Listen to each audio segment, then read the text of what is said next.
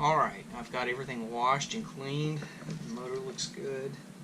There are three little screw holes. I can never get all the little bit of junk out of it, but you can see it looks really good.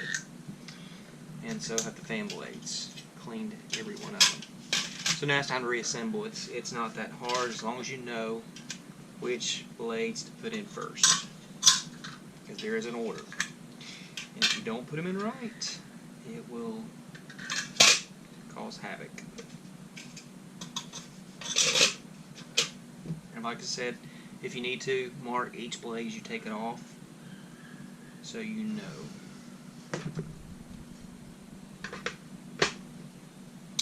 Put your 3 screws in.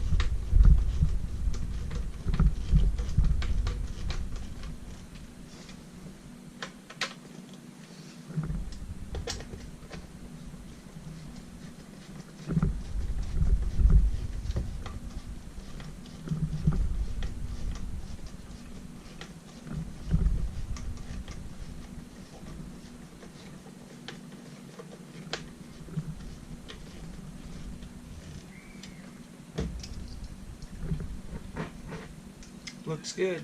Put the nut back on that we took off.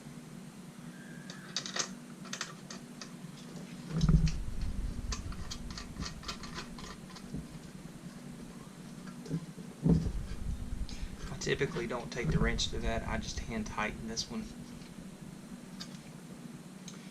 That's it. That's the motor. She looks good. Now, bring your housing back up. You're going to take one apart. Go ahead and clean out. I'll wipe down the inside with alcohol, kind of sterilize everything. Clean it up really good. Same way with the top of the motor housing as well. And these, all you need to do is align the motor back up. Exhaust here points always toward the back of the machine. And these new motors, they literally basically just press it in. And sometimes I have to stand up to get it to work. Do that. Hang on a second.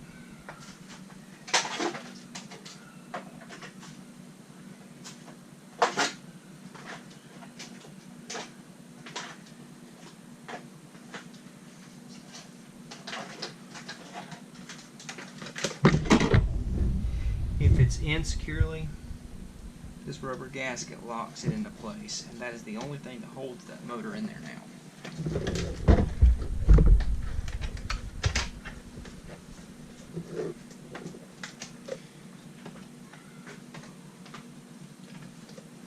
Cord. I always point the cord towards the back of the machine. You can put it down, totally up to you. I think they come pointed towards the back. Now that the motor's securely in, I do have to put back on the brains behind it.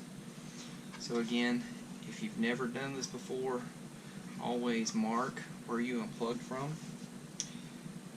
First things first, I did vacuum off the foam insulation to go in here, and you can kind of see the front of the machine, back of the machine. So just put it down. The wires do go inside this.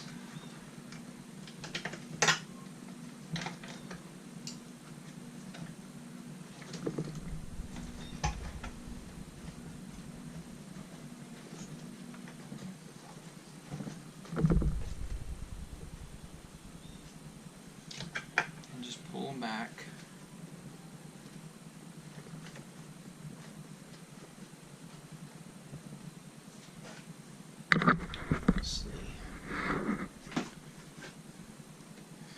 So that's what it looks like. Everything's snug and tight. And the 3 connections always point towards the back, your exhaust, and then the 2 in the front. So basically this just snaps on top of the motor. I may have to set this down to do it. There it went. That's it. Now it's just a matter of connecting the wires again. And I'm going to set this down to do this.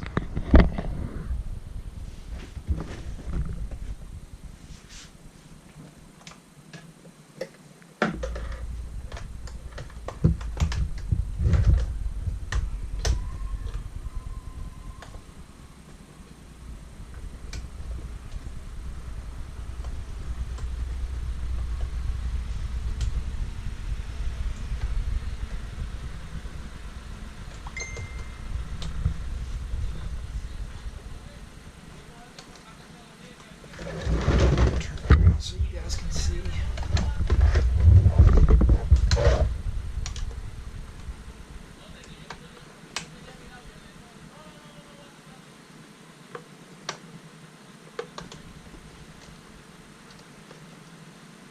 And they put these little clips here so you can put the wiring in there so it doesn't move around. Same way on the back.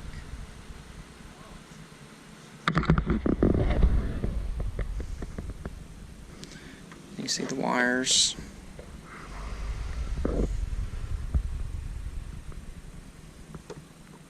When I put this lid on, everything's going to be smushed down again, so make sure there's no wires that are going to get pinched or crimped. That's a no-no.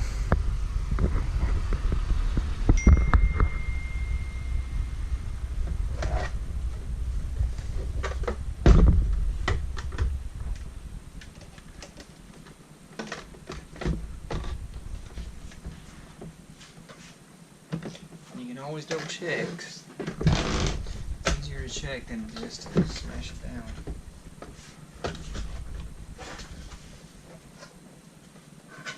Good.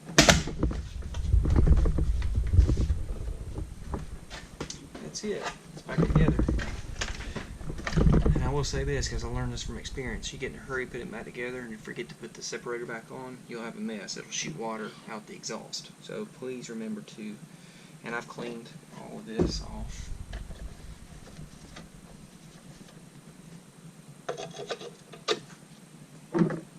I always hand tighten this as well. You can use a little wrench tool, but it's just plastic, so I never tighten it more than that. Put the little tool back in there. I do need to clean the intake. It's a little dirty. Take that and wash it out in the sink. Other than that, HEPA filter needs to go in. So again, brand new HEPA. It's got a lip down here at the bottom. Just set it in. And snap your exhaust plate. Top goes in first.